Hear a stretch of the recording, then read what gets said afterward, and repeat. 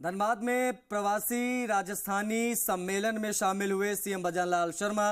प्रदेश में सब बसे अपनों के बीच में दरअसल सीएम पहुंचे हैं। प्रवासियों ने सीएम का दिल से अभिनंदन किया।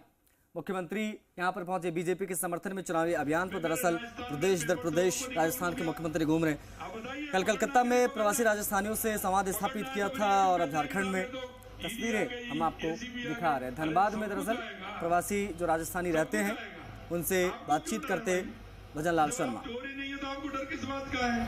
देखिए, मैं एक बात आपसे कहना चाहता हूं मेरे भाई और बहनों, इस देश में दो दिशाएं बन गई हैं। एक वो लोग हैं जो भ्रष्टाचार को बढ़ावा देना चाहते हैं, एक वो लोग हैं जो तुष्टिकरण के आधार पर चलना चाहते हैं।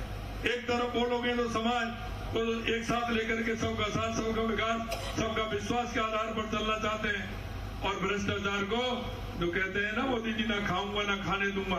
दो दिशा देश के अंदर बन गई है, और वो दिशा जो बनी है आप देख रहे हो परिवारवादी है। किसी का परिवार है, कोई जाति के नाम पर, कोई परिवार के नाम पर। अब मैं आपसे कहना चाहता हूं, अगर ये भारतीय जनता पार्टी ऐसी होती तो क्या किसी कार्यकर्ता का नंबर आता क्या? आपसे कहना चाहता हूं, किसी कार्यकर्ता का नंबर आता था क्या?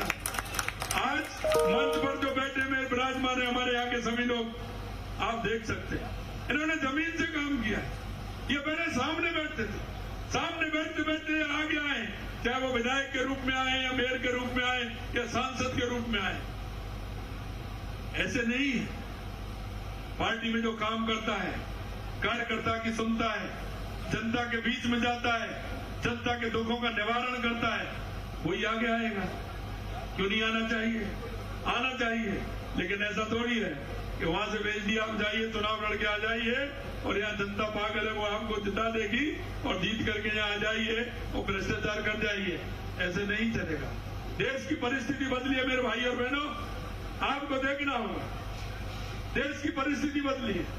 देश के आज युवा जिस भ्रष्टाचार से परेशान था, आम जनता परेशान थी, तुष्टिकरण के आधार पर होता था, आतंकवाद के आधार पर होता था। अगर हम कश्मीर से धारा 370 हटाएं तो इनको बुरा लगता है, इनको बुरा लगता है। ये तो हट ही नहीं सकती, या तो खून की नदियां बह जाएंगी। हट गई तो हम ये कह रहे हैं कि हम आए तो धारा 370 फिर से लगाएंगे। ये लगा पाएंगे क्या? कौन लगाने देगा इनको? कौन लगाने देगा? किस तरह की बात करें? कौन आ रहा है? कहां से आ जाओगे आप? क्या काम किया है? काहे के लिए आएंगे आप? कुछ होने वाला नहीं है। मैं आपसे यही कहना चाहता हूं मेरे भाई और बहनों, कि आज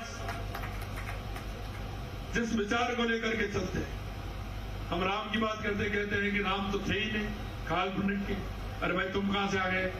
माता पिताजी को पूछिए क्या स्थिति हो रही है। राम को काल्पनिक बनाने, जो राम हमारे रोम रोम में है। सुबह उठते ही पहले हम राम का नाम लेते हैं।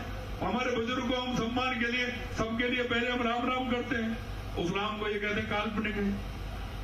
अरे मैं कहना चाहता हूं आपसे, जिन्होंने राम के प्राण प्रतिष्ठा का निमंत्रण ठुकराया था, उनमें से राम निकल गए। वो किस तरह की भाषा बोल रहे हैं, किस तरह की बात कर रहे हैं। अब राम उनको कैसे साथ देंगे? राम निकल गए ना उनमें से। राम निकल गए तो क्या बचता है? मारवाड़ी आप तो जानते हो, जब कोई पोज पड़ जाता है, खड़ा नहीं होता है, ज्यादा स्थिति हो जाती है, गांव में कोई भी बैर भी होता है, उसे कहते हैं इसका तो राम निकल गया। कहते हैं कि नहीं कहते? तो कांग्रेस में तो राम ही निकल गया, तो बचा क्या है उसके पास? मैं आपसे इतना ही कहना चाहता हूं मेरे भाई और बहनों, आप सभी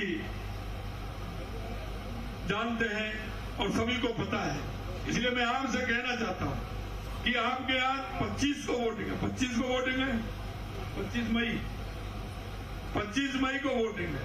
ये आप नोट कर लेना, ध्यान कर लेना, और ज्यादा नहीं तो एक बार घर जाके जरूर कहना।